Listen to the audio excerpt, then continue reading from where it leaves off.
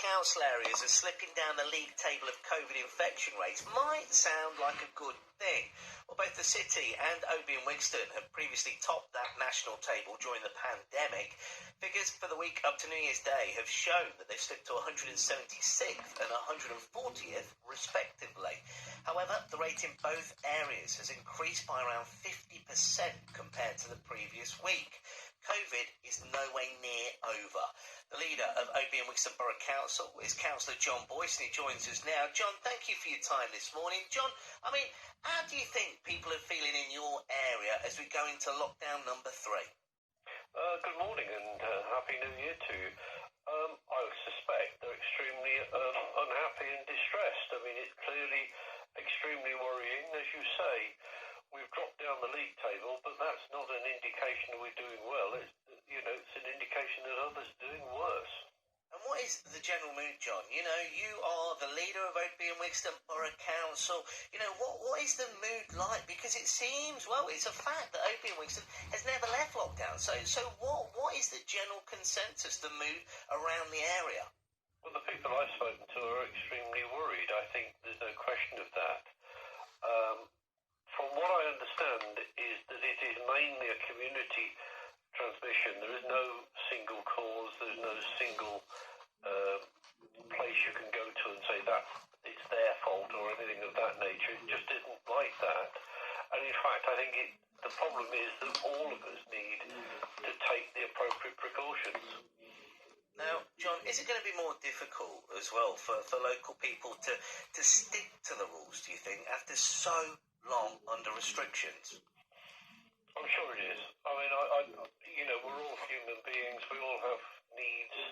I'm looking in my four walls and desperately would like to go outside and do things. Absolutely. However, if we all stick to the rules for the next 2-3 months, should the vaccines actually be delivered on time and we'll get them in our arms, and if people get tested, then hopefully the clock is ticking down if we do the job properly, because now there is an end point because there is vaccine. What are you worried about, John? What are your concerns? I suppose the biggest concern is uncertainty.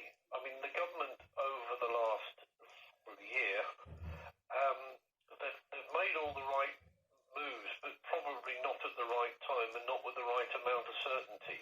And I think that's what people need. They need certainty. We've got test sites in the borough. We've got vaccines happening in the county and in the borough. And it's a question of knowing that we are where we are on the list of vaccines, how quickly that will happen, and the fact that it will happen on time. It's better to know that you're going to be vaccinated in March for, say, somebody like myself, and that happen, than be promised it in January and it happens in April. There is this issue of certainty. With certainty, I'm sure people will behave in the appropriate manner and look after themselves and everybody else. And hearing you answer that then, John, do you think that you're being kept updated on the vaccination programme? Do you feel that you are being given the latest information?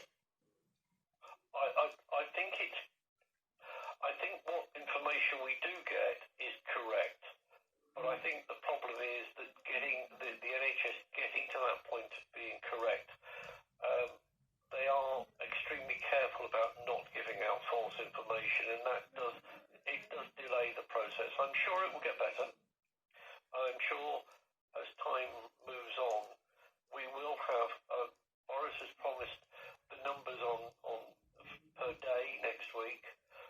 I think that will include local numbers, and I think that will start building the confidence that there is an end point.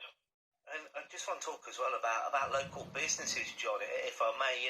It's a hub, isn't it? A proper part of Leicester, your borough, with Oadby and Wigston. How worried are you that local businesses won't survive a third lockdown? What's being done to help protect those guys?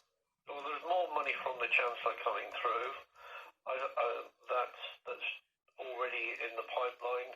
We've given out 10-12 million so far in the borough.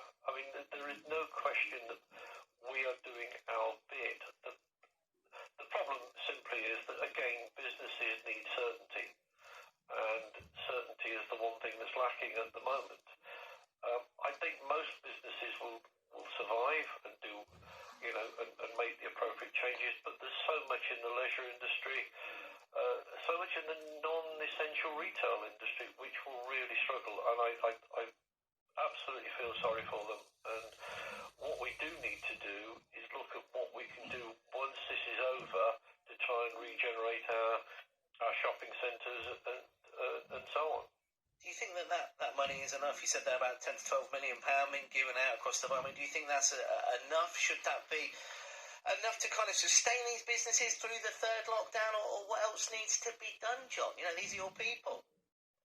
I doubt if it's enough for some. I mean, it's probably too much for others. I mean, that's part of the problem. I think, unfortunately, the government is used a sledgehammer to crack a nut in many cases. I think they need to be much more targeted, much more specific about some of the things they've done. But as equally, I do accept it is quite complicated. We've given out several hundred firms, and the problem with that is that it's public money, so you have to be careful. But nonetheless, I think the government's targeting has been quite poor. Certainly, there's 3 million people who are effectively the self-employed who have been very badly treated, and I think that needs to be addressed fairly quickly. And John, finishing on a positive this morning, we hear about communities rallying together, about people looking out for each other as well. Is that happening in Oadby and Wigston? What are you proud of? Actually, that really is a very good and strong point. The number of people who have volunteered and come together in the borough. I mean, the government announced shielding and support early on. Well, actually, we were ready well before that, and we've been active throughout, including over Christmas. Our hub will work, and basically our hub will continue, possibly even forever. I think there are some positives from COVID, which will last for a very long time, and you're absolutely right.